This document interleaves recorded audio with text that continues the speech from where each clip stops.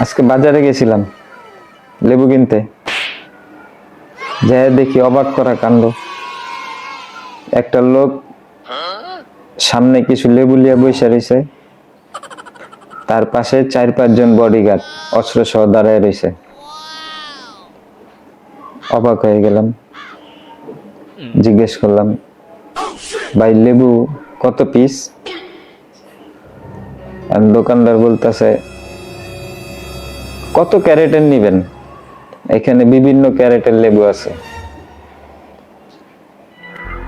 18 carat, 20 carat, 21 carat, 22 carat, কত ক্যারেটের নিবেন? আমি তো অবাক। এরপরে বললাম, ভাই আমার 18 ক্যারেটের একটা দেন। তো লোকটা বলতেছে, আপনি 18 ক্যারেটের লেবু নিবেন, তাও আবার একটা? তো কি আনছেন? বাড়ির দলিল আনছেন? আমি কি, কে বাড়ির দলিল আনুন কে? কই যান যান, আগে পারেন, আপনার একটা লেবু কিনতে হইব না। একটু আগে একটা লোক বাড়ির দলিল বন্ধক রেখে একটা লেবু নিয়ে গেছে। আমি বললাম, ভাই একটা কাজ করেন, আমার কাছে 4-5টা কিডনি আছে, এটি বন্ধক রেখে আমার একটা লেবু দেন।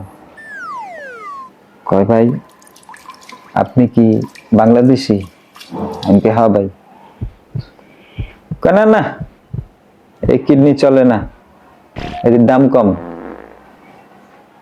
যান যান, লেবু খাইতে হইব না, স্বপ্নে খায়েন, যান।